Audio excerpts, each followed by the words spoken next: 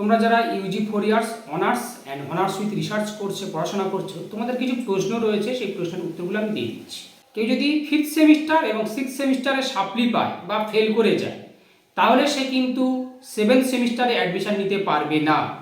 সে যতক্ষণ না পর্যন্ত ওই 5th সেমিস্টার এবং 6th সেমিস্টার ক্লিয়ার করছে, ততক্ষণ 7th সেমিস্টারে অ্যাডমিশন নিতে পারবে না, 4 ইয়ার্স কমপ্লিট করতে পারবে না।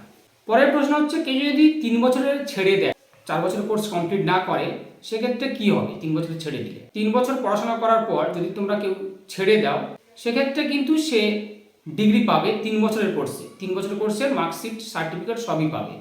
তখন তার কোর্সটা কিন্তু জেনারেল বা এমডিসি কোর্সের সমতুল্য হয়ে যাবে, জেনারেল বা এমডিসি কোর্সের সমতুল্য হবে 3 বছরের ছেড়ে দিলে।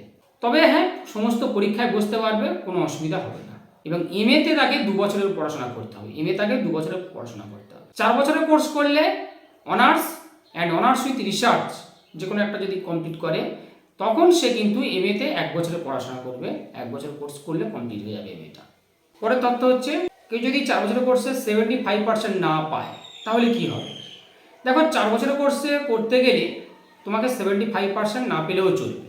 75% মার্কস না পেলেও 4 বছরের কোর্স কমপ্লিট করতে পারবে, কন্টিনিউ করতে পারবে। সেক্ষেত্রে সে পাচ্ছে শুধুমাত্র অনার্স ডিগ্রি। 75% মার্কস পেলে হয়ে যাবে honours and honours with research. 75% পেলে হয়ে যাচ্ছে honours and honours with research. এবারে 4 বছরের কোর্সে অনার্স ডিগ্রি যারা করছো, তাদের একটা অতিরিক্ত পেপার পড়তে হবে, আর যারা অনার্স উইথ রিসার্চ পড়াশোনা করছো, তাদের গবেষণাপত্রটা পড়তে হবে। রিসার্চ পেপার একটা পড়তে হচ্ছে যারা অনার্স উইথ রিসার্চ করছো, আর যারা শুধুমাত্র অনার্স করছো, একটা অতিরিক্ত পেপার পড়তে হচ্ছে। পরের তথ্য হচ্ছে, 75% মার্কস পেলে কী কী সুবিধা রয়েছে, যেটা খুব গুরুত্বপূর্ণ।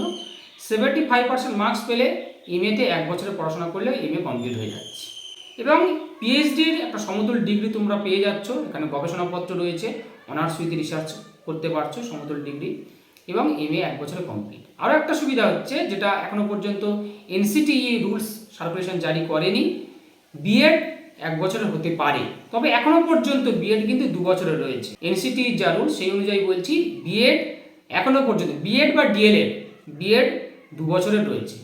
বিএড এখনও পর্যন্ত 1 বছর চালু হয়নি, অদূর ভবিষ্যতে হয় কিনা সেটা দেখা যাবে, কিন্তু এখনও পর্যন্ত 2 বছরের বিএড। তাহলে এই ইনফরমেশনগুলো দেওয়ার ছিল, খুব গুরুত্বপূর্ণ, তোমরা এগুলো সংগ্রহ করবে, জেনে রাখো। আরও অনেক ইনফরমেশন আমি জানাবো ধীরে ধীরে, অবশ্যই চ্যানেলের সঙ্গে থাকবে।